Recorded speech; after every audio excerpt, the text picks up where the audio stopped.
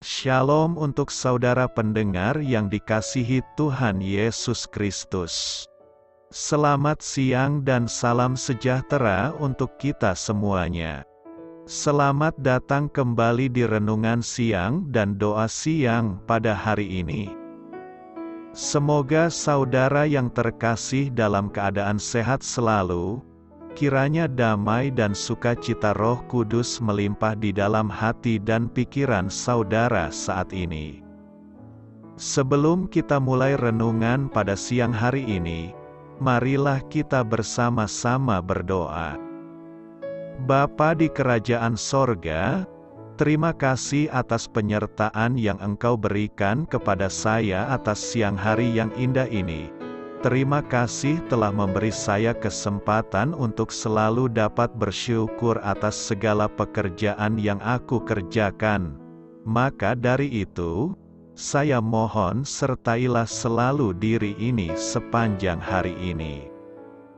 Terima kasih atas berkat Tuhan hingga saat ini aku masih bisa merasakan kebaikan Tuhan dan buatlah agar bibirku selalu mengucap syukur kepadamu.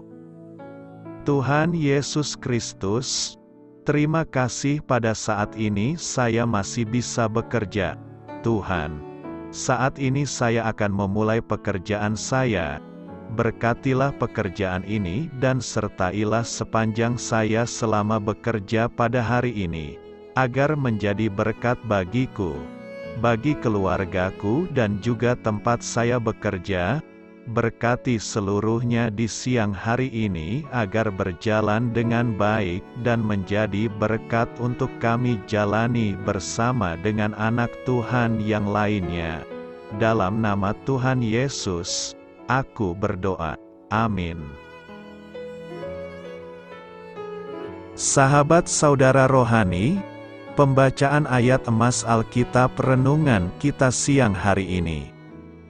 Nats bacaan kita siang hari ini adalah, harta ini kami miliki dalam bejana tanah liat, supaya nyata bahwa kekuatan yang melimpah-limpah itu berasal dari Allah, bukan dari diri kami. Tertulis di dalam kitab 2 Korintus 4 ayat 7, bacaan kita pada siang ini terambil dari kitab Roma 2 ayat 17 sampai dengan ayat 24. Tetapi, jika kamu menyebut dirimu orang Yahudi dan bersandar kepada hukum Taurat, bermegah dalam Allah, dan tahu akan kehendaknya, dan oleh karena diajar dalam hukum Taurat, dapat tahu mana yang baik dan mana yang tidak, dan yakin bahwa engkau adalah penuntun orang buta dan terang bagi mereka yang di dalam kegelapan, pendidik orang bodoh, dan pengajar orang yang belum dewasa, karena dalam hukum Taurat engkau memiliki kegenapan segala kepandaian dan kebenaran. Jadi, bagaimanakah engkau yang mengajar orang lain? Tidakkah engkau mengajar dirimu sendiri? Engkau yang mengajar, jangan mencuri. Mengapa engkau sendiri mencuri? Engkau yang berkata, jangan berzinah. Mengapa engkau sendiri berzinah? Engkau yang jijik akan segala berhala, mengapa engkau sendiri merampok rumah berhala? Engkau bermegah atas hukum Taurat, mengapa engkau sendiri menghina Allah dengan melanggar hukum Taurat itu? Seperti ada tertulis, sebab oleh karena kamulah nama Allah dihujat di antara bangsa-bangsa lain. Ayat di atas terambil dari kitab Roma 2 ayat 17 sampai dengan ayat 24. Mari kita mulai renungan siang kita. Judul renungan kita hari ini adalah Peti beserta perhiasannya. Kata bijak Alkitab hari ini adalah kebenaran dalam hati menghasilkan keindahan dalam karakter. Cerita renungan siang kita hari ini adalah seorang pendeta dari Kanada, John Gladstone, membuat sebuah penerapan yang menarik dari sebuah babak menyedihkan dalam kehidupan Isaac Watts, Sang penulis nyanyian pujian asal Inggris yang terkenal itu jatuh cinta dengan seorang wanita muda yang cantik bernama Elizabeth Singer. Wanita muda tersebut mengagumi puisi, pemikiran, dan semangat Ishak. Tetapi ia tidak dapat menutupi rasa tidak sukanya terhadap penampilan Ishak. Ishak adalah seorang yang pendek dan kecil, memiliki mata berwarna abu-abu yang sangat kecil, berhidung bengkok, dan tulang pipi yang menonjol. Saat ia melamar Elizabeth, wanita muda itu dengan berat hati menjawab, "Tuan Watts, seandainya saja kotak perhiasan itu seindah perhiasan di dalamnya." Pendeta John Gladstone menghubungkan kisah di atas dengan analogi perhiasan, Injil, dan kotak perhiasan gereja. Betapa banyak orang yang menolak kabar baik Injil karena meskipun para saksi memiliki sikap yang tulus, namun mereka terlalu menggebu-gebu. Apakah tanpa disadari, kita telah menjadi orang-orang yang tidak disukai dan tidak menunjukkan kasih? Bagaimana kita dapat menjadi penuntun orang buta dan terang bagi mereka yang di dalam kegelapan, jika keindahan Yesus tidak terlihat di dalam diri kita? Bagaimanapun caranya, kita harus mengabarkan Injil. Namun, marilah kita berdoa agar Roh Kudus membuat kita memiliki pribadi yang menarik, penuh kasih, dan bebas dari dosa, sehingga kita dapat menarik orang lain kepadanya. Harta dalam bejana tanah liat, 2 Korintus 4 ayat 7 berkata demikian. Tetapi harta ini kami punyai dalam bejana tanah liat, supaya nyata, bahwa kekuatan yang melimpah-limpah itu berasal dari Allah, bukan dari diri kami. Harta biasanya identik dengan benda fisik yang harus disimpan dalam sebuah tempat. Paulus mencoba mengatakan bahwa harta yang kita punyai itu tersimpan dalam bejana tanah liat. Hal ini menggambarkan bahwa harta kita itu memiliki keterbatasan dalam menyimpannya. Tanah liat itu mudah rapuh dan pecah. Harta yang kita simpan di tanah liat akan berpotensi pecah dan hancur.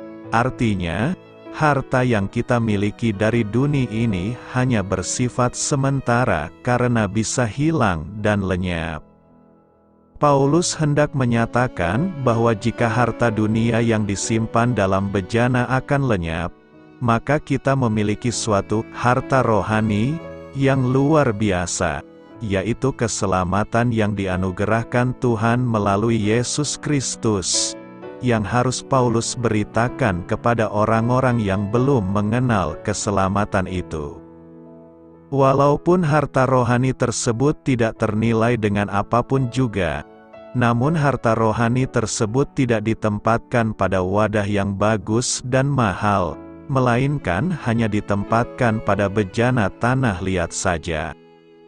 Yang dimaksud Paulus dalam hal ini adalah bahwa keselamatan yang luar biasa berharga itu tidak dipercayakan kepada orang-orang yang hebat atau kepada malaikat-malaikat Tuhan yang bersinar, tetapi justru dipercayakan kepada Paulus, seorang biasa yang justru memiliki masa lalu yang kelam sebagai penganiaya jemaat.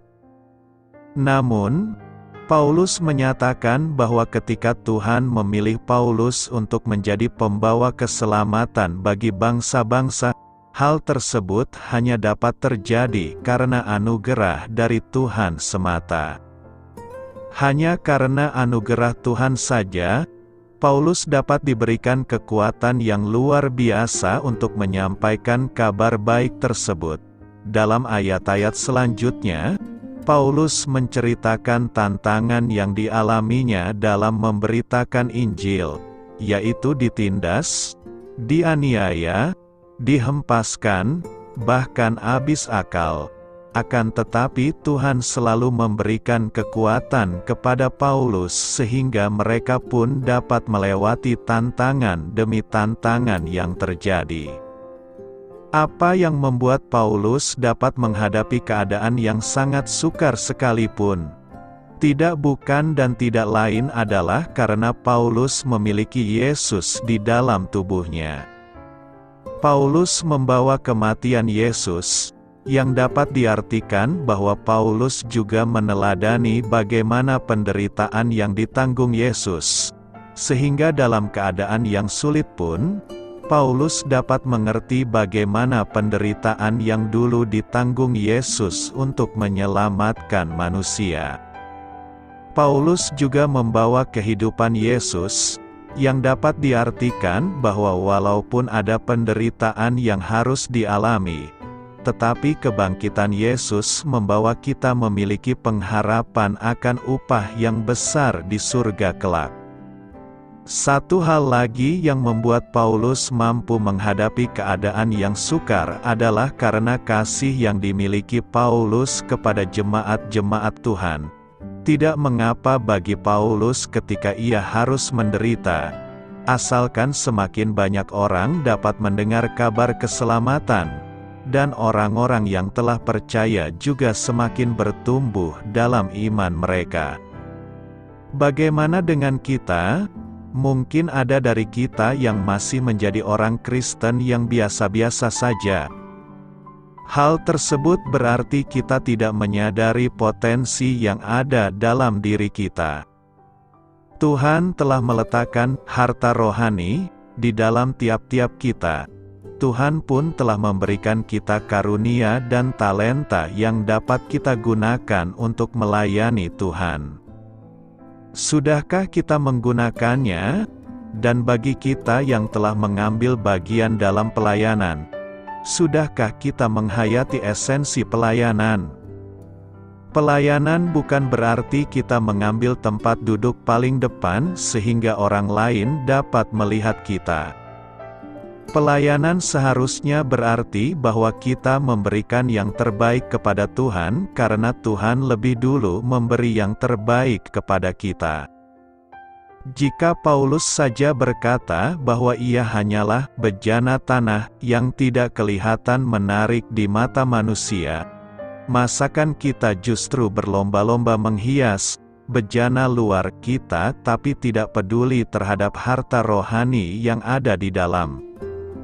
Kita melayani bukan untuk dipuji orang dan dengan demikian mengambil kemuliaan Allah, tetapi kita melayani untuk memuliakan Allah dan supaya orang lain pun dapat memuliakan Allah. Karena itu, simpanlah harta kita yang paling berharga yakni harta rohani agar kita beroleh keselamatan kekal. Apakah artinya bahwa seorang Kristen adalah ciptaan baru? Ciptaan baru ini diulas di dalam 2 Korintus 5 ayat 17 berkata, "Jadi siapa yang ada di dalam Kristus, ia adalah ciptaan baru, yang lama sudah berlalu, sesungguhnya yang baru sudah datang." Kata "jadi" merujuk kepada ayat 14-16 di mana Paulus memberitahu bahwa semua orang percaya telah mati bersama Kristus dan tidak lagi hidup untuk diri sendiri. Kehidupan kita sudah tidak lagi bersifat duniawi. Hidup kita sekarang bersifat rohani. Kematian kita adalah kematian hodrat berdosa kita yang telah disalib bersama Kristus. Ia telah dikuburkan bersamanya, dan sama seperti ia telah dibangkitkan oleh Allah Bapa, kita juga dibangkitkan untuk hidup dalam hidup yang baru. Pribadi yang baru yang telah dibangkitkan itulah yang sedang dibahas Paulus dalam 2 Korintus 5 ayat 17 sebagai ciptaan baru. Demi memahami ciptaan baru ini, kita harus memahami faktanya pertama yakni bahwa ialah ciptaan, sesuatu yang diciptakan oleh Allah. Yohanes 1 ayat 13 memberitahu bahwa kelahiran baru ini telah terjadi menurut kehendak Allah. Kita tidak diwariskan hodrat yang baru, dan kita juga tidak menciptakan diri kita yang baru, dan Allah tidak sekedar membersihkan hodrat kita yang lama. Ia menciptakan sesuatu yang sepenuhnya baru dan unik. Ciptaan baru ini benar-benar baru, dihadirkan dari nol, sama seperti segenap alam semesta telah diciptakan oleh Allah secara ex nihilo, dari kekosongan. Hanya Sang Pencipta dapat melakukan hal itu. Kedua, yang lama sudah berlalu. Yang lama sedang merujuk kepada segala sesuatu di dalam hodrat lama kita, kesombongan, kesukaan berdosa, pengandalan upaya pribadi, dan opini-opini, kebiasaan, dan nafsu kita yang lawas. Semua hal yang dahulunya kita kasihi telah berlalu, terutama kasih akan diri sendiri dan pembenaran diri dan promosi diri sendiri. Ciptaan yang baru menatap kepada Kristus, bukan menatap diri sendiri. Semua hal yang lama telah mati, dengan disalibkan bersama hodrat yang lama kita. Dengan berlalunya yang lama, yang baru sudah datang. Hal-hal yang usang dan mati telah digantikan dengan hal-hal baru, yang penuh dengan kehidupan dan kemuliaan Allah. Jiwa yang baru lahir ini berkenan terhadap hal-hal ilahi dan membenci hal-hal duniawi serta berbau kedagingan. Tujuan, perasaan, keinginan, dan pengertian kita baru dan sangat berbeda. Kita melihat dunia melalui sudut pandang baru. Alkitab seakan-akan belum pernah kita baca, dan walaupun mungkin pernah kita baca, ada keindahan di dalamnya yang belum kita sadari sebelumnya, dan yang membuat kita heran mengapa kita tidak menyadarinya selama ini. Sepertinya alam di sekeliling kita telah berubah, dan kita seakan-akan hidup di dunia yang baru. Langit dan bumi penuh dengan hal-hal baru, dan semua hal sepertinya memuliakan Allah. Ada perasaan baru terhadap sesama manusia kita, kasih bagi keluarga dan kerabat kita, belas kasih yang belum pernah kita rasakan terhadap para musuh kita, dan kasih bagi semua umat manusia. Dosa yang dahulunya kita pertahankan, sekarang ingin kita buang selamanya. Kita telah menanggalkan manusia lama serta kelakuannya, dan telah mengenakan manusia baru, yang telah diciptakan menurut kehendak Allah di dalam kebenaran dan kekudusan yang sesungguhnya. Lantas bagaimana dengan orang Kristen yang masih terus berdosa? Ada perbedaan antara berdosa dan terus hidup dalam dosa. Tidak seorang pun yang dapat mencapai kesempurnaan tanpa dosa dalam kehidupan ini. Namun orang Kristen sejati sedang dikuduskan setiap hari, di mana dosanya semakin sedikit dan semakin ia benci ketika ia gagal. Benar, kita masih berdosa, namun secara tidak disengaja dan semakin jarang beriringinan dengan bertambahnya dewasa rohani kita. Diri kita yang baru membenci dosa yang masih menempel.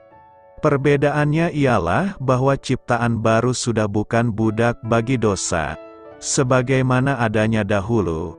Sekarang kita telah dibebaskan dari dosa dan dosa sudah tidak lagi berkuasa atas kita. Sekarang kita dikuatkan oleh dan bagi kebenaran.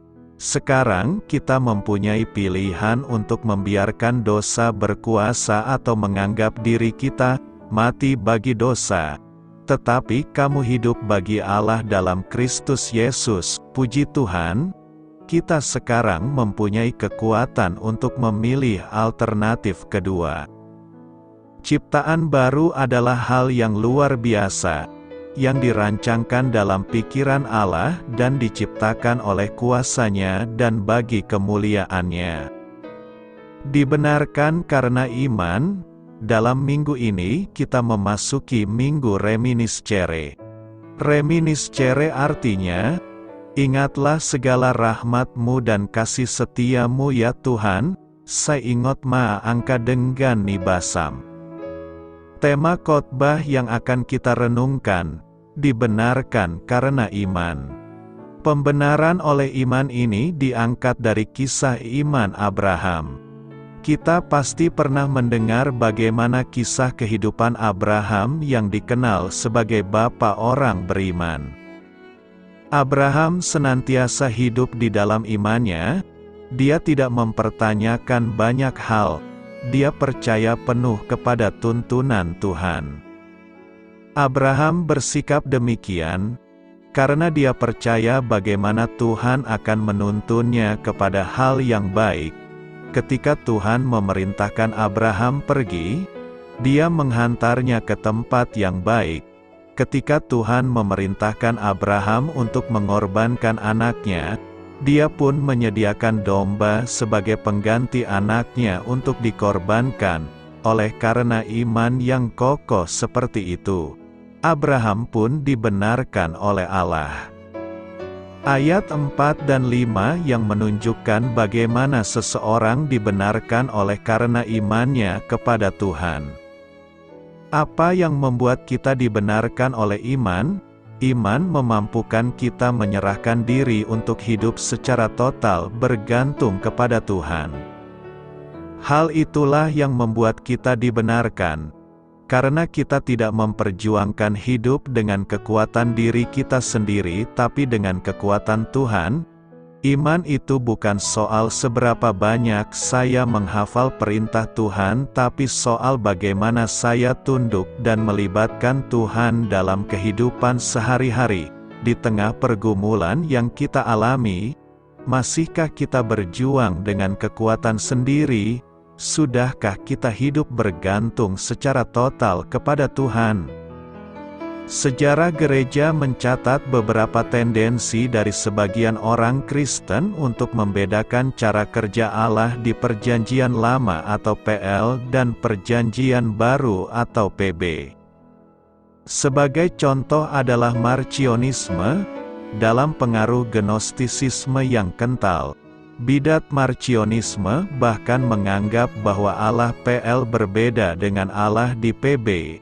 Sebagian orang Kristen modern juga berpikir bahwa beberapa cara keselamatan di PL telah gagal. Karena itu Allah mencoba keselamatan yang baru di PB, yaitu pembenaran oleh iman. Beberapa bahkan memandang bahwa pembenaran oleh iman hanyalah sebuah warisan dari zaman reformasi. Benarkah doktrin ini adalah ide yang baru pada zaman reformasi atau pada zaman PB? Apakah Allah berubah-ubah dalam rencananya? Jika kita mendalami perikop khotbah minggu ini maka akan kita menemukan bahwa ada beberapa alasan mengapa Abraham dibenarkan oleh karena iman, yakni: pertama, Abraham dibenarkan karena iman, bukan karena perbuatan. Bagi kita yang tidak mengetahui seberapa penting tokoh Abraham dalam keagamaan Yahudi pada zaman Paulus mungkin merasa agak heran mengapa Paulus perlu menyebut nama Abraham dalam konteks ini. Apa kaitan antara Abraham dengan topik pembenaran adalah melalui iman kepada Kristus yang berlaku untuk semua orang?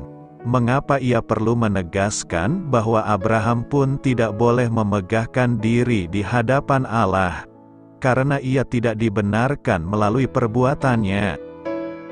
Dalam pemikiran orang Yahudi, Abraham dianggap sebagai simbol ketaatan yang sempurna.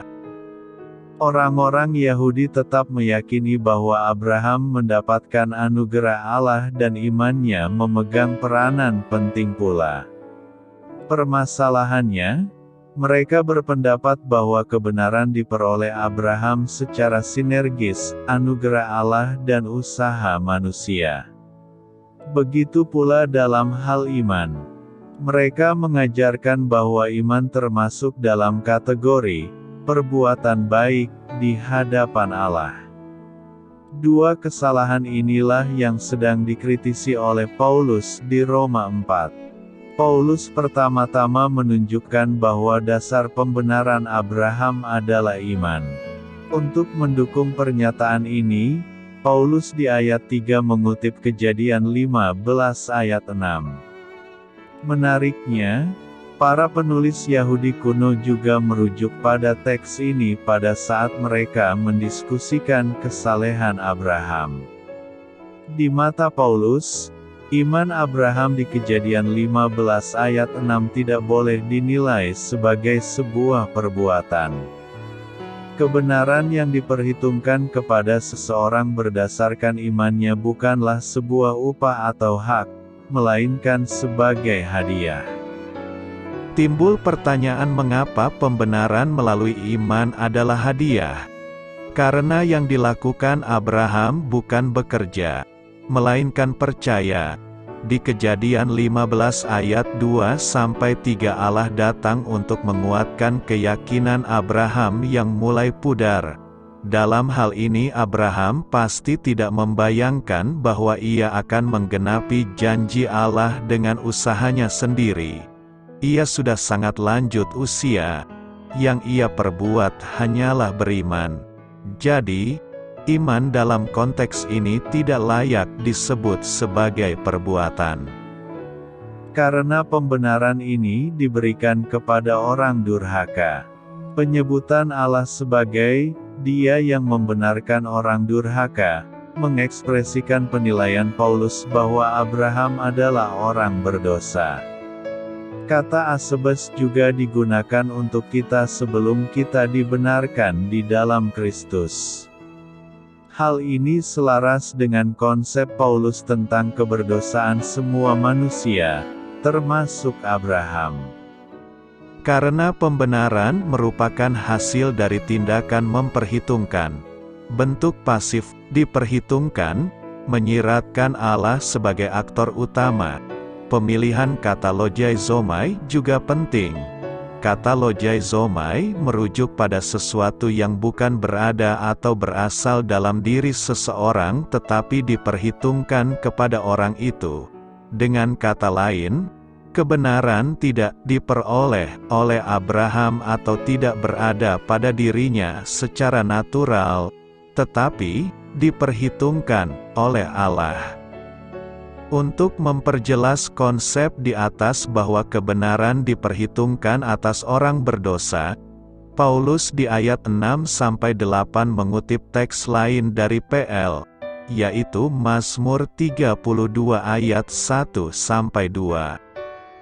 Walaupun Daud memiliki sejumlah pelanggaran, anomia, dan dosa, hamartia, namun Tuhan mengampuni dan tidak memperhitungkan semua itu kepadanya.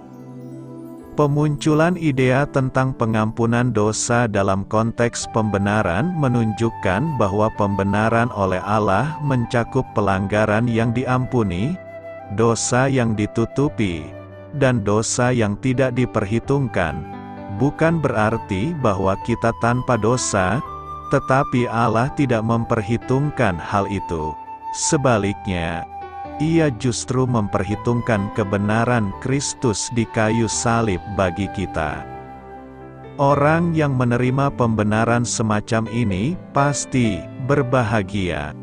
Sesuai konteks dan kata Yunani yang digunakan, kita seyogyanya menerjemahkan Makarios di ayat 8 dengan diberkatilah. Walaupun kata ini bisa berarti bahagia, tetapi pemunculan kata benda makarismos di ayat 4, Daud menyebut berkat, dan ayat 9, apakah berkat ini bertentangan dengan kemungkinan tersebut, karena makarismos berarti berkat, bukan sekadar kebahagiaan. Begitulah cara pandang kita terhadap pembenaran. Ini adalah pemberian atau berkat dari Allah, bukan upah atau hak kita. Kedua, Abraham dibenarkan bukan karena sunat. Kisah hidup Abraham bukan hanya ditampilkan untuk mendukung gagasan teologis tentang pembenaran oleh iman. Paulus menarik sebuah implikasi penting yang ia sudah uraikan, yaitu pembenaran melalui iman untuk semua bangsa. Dengan dibenarkan melalui iman, Abraham berdiri sebagai bapa bagi semua orang, baik yang bersunat maupun yang tidak bersunat. Semua mendapat akses yang sama kepada Allah. Poin ini perlu dijelaskan, karena bangsa Yahudi mungkin memahami ucapan Daud, hanya berlaku bagi umat perjanjian. Bangsa-bangsa lain yang tidak bersunat tidak mendapatkan hak istimewa ini. Sehubungan dengan sunat ini, Paulus memaparkan 2 poin penting, yaitu sunat bukan dasar dari kebenaran yang diterima Abraham. Argumen yang dipakai Paulus adalah dari sisi kronologis. Ia menunjukkan bahwa pembenaran sudah diperhitungkan kepada Abraham sebelum ia disunat. Sunat tidak menyebabkan Abraham dibenarkan. Sunat hanyalah tanda dan meterai kebenaran berdasarkan iman. Penggunaan kata tanda, semeien, dan meterai, spragis, secara bersamaan dimaksudkan untuk mempertegas aspek eksternal dari sunat. Yang paling penting adalah apa yang ditandakan, bukan tanda itu sendiri. Sunat hanya bukti pengesahan dari sesuatu. Dengan cara yang sama, kebenaran telah diperhitungkan kepada Abraham melalui imannya tatkala ia belum bersunat. Jika Abraham dibenarkan melalui iman dan sebelum ia bersunat, maka ia dapat menjadi bapa bagi orang-orang tak bersunat dan mereka yang bersunat. Sebagai keturunan Abraham, mereka semua mendapatkan akses yang sama seperti Abraham, yaitu melalui iman.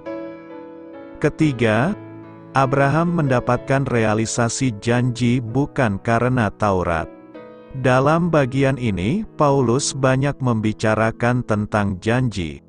Janji yang dimaksud adalah Abraham akan memiliki dunia dan akan menjadi bapa banyak bangsa. Janji sebagai bapa segala bangsa merupakan kutipan dari Kejadian 17 ayat 5. Janji tentang kepemilikan dunia sedikit kesulitan bagi kita karena tidak ada teks PL eksplisit yang dikutip. Dalam PL hanya disebutkan 3 janji kepada Abraham: keturunan, tanah Kanaan, dan berkat untuk semua bangsa. Dalam hal ini kita perlu memahami bahwa di periode selanjutnya idea tentang universalitas berkat ilahi melalui bangsa Yahudi semakin populer. Banyak teks PL yang memberi rujukan pada hal ini.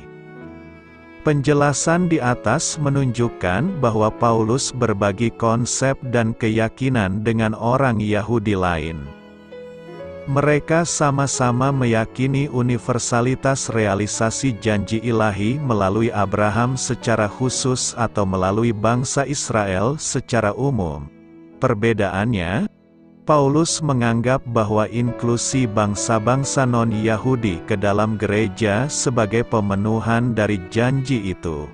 Tatkala semua bangsa akhirnya menjadi keturunan Abraham melalui iman, hal itu menjadi wujud penggenapan dari janji Allah kepada Abraham. Ia akhirnya memiliki bumi dengan cara menjadi bapa bagi banyak bangsa. Bagaimana janji di atas dipenuhi dalam hidup Abraham? Apakah berdasarkan ketaatan kepada Taurat atau iman Abraham? Jawabannya adalah iman. Kata sambung, sebab di awal ayat 14 menyiratkan alasan mengapa janji Allah di ayat 13 diberikan kepada Abraham bukan melalui perbuatan melainkan berdasarkan iman. Paulus menerangkan ini melalui pengandaian, jika realisasi janji ditentukan oleh ketaatan kepada Taurat, maka dua hal akan terjadi: iman menjadi sia-sia dan janji menjadi batal. Artinya, jika ketaatan kepada Taurat bersifat menentukan, maka iman dan janji kehilangan peranannya. Di sini Paulus kembali mengontraskan perbuatan dan iman.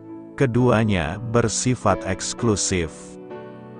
Pemunculan kata "sebab" di ayat 15 menerangkan alasan mengapa janji Allah tidak mungkin diberikan berdasarkan perbuatan. Hukum Taurat tidak membawa berkat, tetapi murka Allah.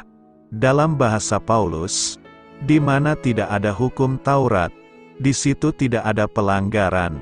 Hal ini tidak berarti bahwa Taurat sendiri adalah salah. Kesalahan terletak pada kegagalan bangsa Yahudi dalam menaatinya. Ucapan Paulus di atas tidak boleh ditafsirkan seolah-olah dosa baru muncul sesudah Taurat diberikan. Roma 5 ayat 13 menjelaskan bahwa dosa dan kematian sudah ada sebelum Taurat.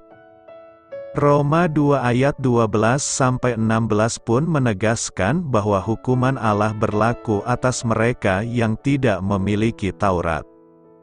Kunci untuk memahami pernyataan Paulus terletak pada kata parabasis, yang merupakan istilah teknis bagi pelanggaran terhadap peraturan atau perintah yang spesifik dan tertulis. Dengan kata lain, semua pelanggaran adalah dosa. Tetapi tidak semua dosa adalah pelanggaran. Tatkala peraturan sudah diberikan secara gamblang dan orang tetap melanggar, maka hal itu menuntut pertanggungjawaban yang lebih besar. Semua penjelasan di atas mengajarkan kepada kita bahwa Allah hanya memiliki satu rencana. Ia tidak perlu mengganti rencananya, karena tidak ada satupun yang dapat digagalkan oleh manusia. Pembenaran oleh iman yang kita dengar melalui Injil Yesus Kristus sudah dijanjikan sebelumnya. Renungkan apa yang hendak kita renungkan dan hayati serta lakukan dalam Minggu Reminiscere ini. Pertama, prinsip pembenaran oleh iman adalah prinsip keselamatan di dalam Alkitab. Ini bukan pengajaran Perjanjian Baru atau Paulus semata. Prinsip ini juga berlaku pada masa Perjanjian Lama. Seseorang dibenarkan bukan karena melakukan Taurat melainkan karena percaya kepada Allah. Kedua, orang yang dibenarkan oleh iman tidak lagi merasa khawatir akan kehilangan keselamatan. Ketidakberdayaan karena dibelenggu dosa dan ada di bawah bayang-bayang murka Allah, oleh kasih karunia Kristus diubah menjadi kedamaian. Orang yang dibenarkan oleh iman memiliki pengharapan bahwa satu hari kelak hidupnya akan dipermuliakan oleh kemuliaan Allah. Pemahaman ini menggugah orang untuk berani menghadapi penderitaan. Melalui penderitaan, imannya itu justru semakin teguh dan teruji. Semakin imannya teruji, semakin bertambah teguh pengharapannya pada janji Tuhan. Ketiga, orang yang dibenarkan oleh iman tidak mungkin menjadi sombong. Ia bermegah di dalam Kristus sebagai sumber damai sejahteranya. Jadi, bagaimana mengalami damai sejahtera sejati? Saint-Tepe berpikir dan berusaha mendapatkan damai sejahtera dengan berbuat baik sebanyak-banyaknya supaya mendapatkan pembenaran. Akui ketidakberdayaan kita dan minta pertolongan dan belas kasih kepada Allah di dalam Kristus. Lalu, lakukan perbuatan baik dan pelayanan sebanyak-banyaknya sebagai ucapan syukur. Karena itu, kita dibenarkan bukan karena melakukan hukum Taurat, tetapi karena iman kita kepada Yesus Kristus. Selamat memulai karya dalam minggu ini untuk Tuhan. Doa saya menyertai saudara sekalian. Saya memberkati Anda agar sewaktu Anda mencarinya dari Dia, Bapa Surgawi Anda akan memberikan bagi Anda roti harian Anda. Dalam nama Yesus Kristus, Tuhan yang berkuasa atas alam semesta dan menuntun kita kepada iman yang menyelamatkan, Tuhan Yesus menyertai senantiasa. Tuhan memberkati. Amin.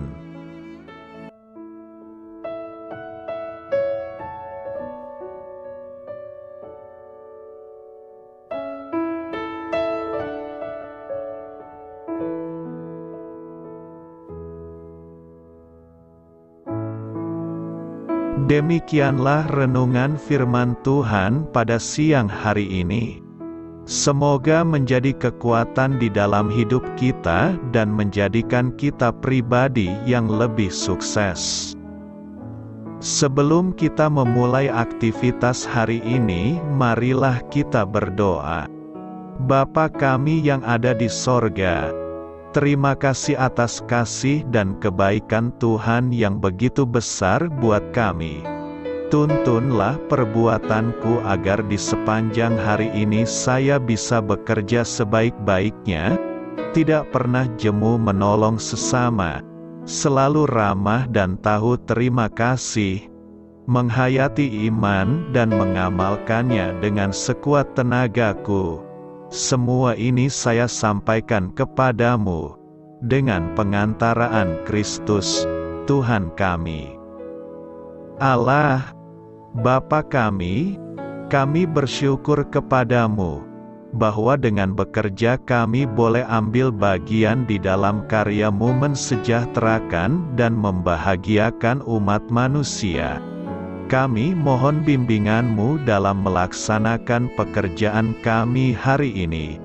Bimbinglah kami agar sanggup bekerja dengan semangat kasih, dengan riang, rajin dan jujur. Terima kasih, Tuhan. Amin. Dalam nama Tuhan Yesus Kristus Tuhan dan Juru Selamat kami, Bapa kami yang baik, kami mengucap syukur dan berdoa. Amin. Biarlah firman Tuhan menjadi pengingat untuk kita semua, bahwa tuntunan dari Roh Kudus akan selalu memberi jalan keluar bagi setiap permasalahan hidup kita, dan memberi kedamaian di hati kita. Amin. Sampai jumpa di renungan siang saudara rohani berikutnya. Shalom.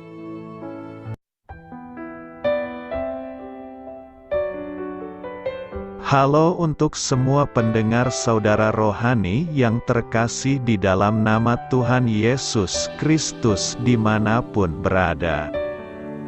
Mari dukung kami, tim redaksi Renungan Harian Saudara Rohani dengan cara memberikan bantuan, kritik dan masukan. Saudara dapat memberikan masukan melalui kolom komentar di bawah atau mengirim kepada kami langsung melalui email yang tertera di layar Anda, saudararohani@gmail.com. Jika saudara terberkati melalui renungan ini, saudara dapat mendoakan kami dan memberikan bantuan lainnya dengan mengirim email kepada kami. Saya berdoa agar saudara sekalian bahagia dan sehat selalu. Amin.